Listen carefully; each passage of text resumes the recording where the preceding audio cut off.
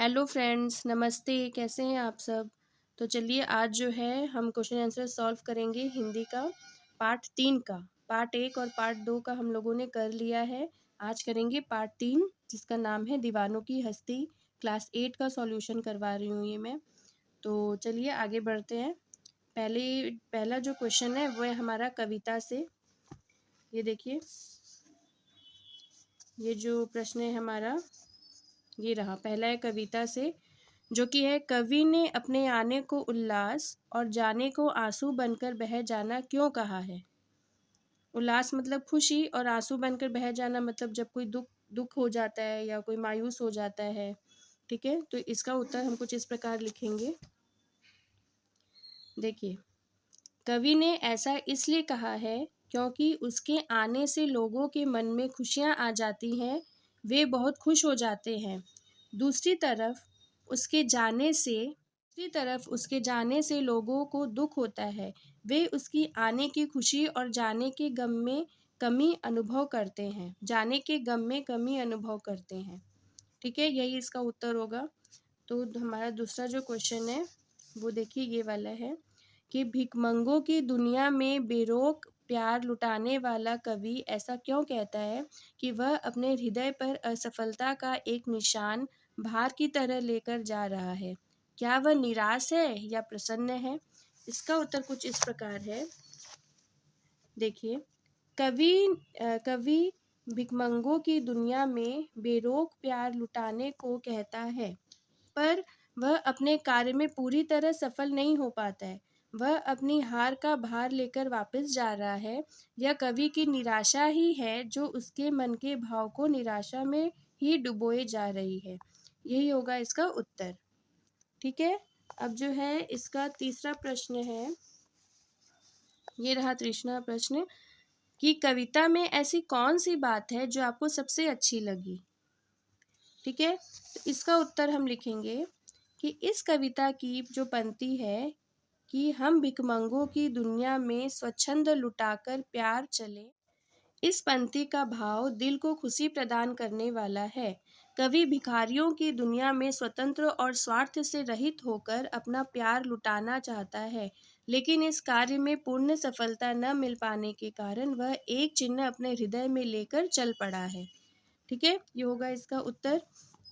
अब आइए आते हैं जो दूसरा क्वेश्चन है जो कि है कविता से आगे।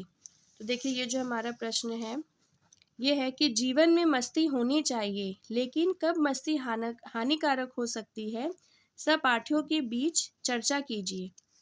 ठीक है, तो इसका जो उत्तर है, इसका उत्तर हमने लिखा है कि ऐसा जरूर होना चाहिए कि हर किसी के जीवन में मस्ती होनी चाहिए ताकि जीवन को सुखमय तरीके से बिताया जा सके। हर व्यक्ति अपने उम्र के हिसाब से मस्ती का तरीका ढूंढ लेता है। छोटे बच्चे खेलकर, पार्क में घूमकर, शरारतें करके मस्ती करते हैं।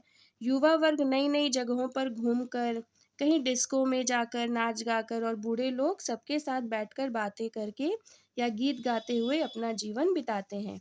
लेकिन मस्ती करने की तो व्यक्ति या बच्चों के लिए लेकिन मस्ती करने की भी एक हद होती है। जब वह अनियमित होती है तो व्यक्ति और बच्चों के लिए भविष्य को खराब करने की बात तक पहुंच जाती है। ठीक है, अब आइए आते हैं इसका जो दूसरा वो है ये देखिए, इसका जो दूसरा क्वेश्चन है ना वो है अनुमान और कल्पना से। देखिए, प्रश्न है, एक पंक्ति कवि ने यह कहकर अपने अस्तित्व को नकारा है कि हम दीवानों की क्या हस्ती है, आज यहाँ है कल वहाँ चले। दूसरी पंक्ति में उसने यह कहकर अपने अस्तित्व को महत्व दिया है कि मस्ती का आलम साथ चला, हम धूल उड़ाते जहाँ चले। यह फाका मस्ती का उदाहरण है। अभाव में भी खुश रहना फाका मस्ती कही जाती है। कविता में इस प्रकार की अन्य पंक्तियाँ भी है, उन्हें ध्यानपूर्वक पढ़िए और अनुमान लगाइए कि कविता में परस्पर विरोधी बातें क्यों की गई है। इसका उत्तर हम इस प्रकार लिख सकते हैं कि हर व्यक्ति के जीवन में सुख दुख का प्रचलन चलता रहता है। सबके सुख और दुख अलग अलग तरह के होते हैं। सब अपना जीवन भी अपने तरीके से चलाते हैं।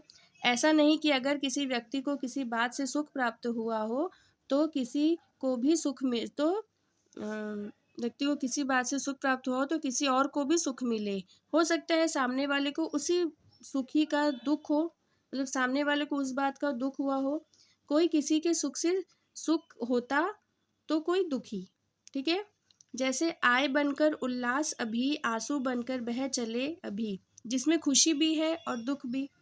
और जो दूसरी लाइन है वो है छक कर सुख दुख के घूंटों को हम एक भाव से पिए चले। अब इसमें क्या है कि जिसमें दुख और सुख के एक जैसे भाव है।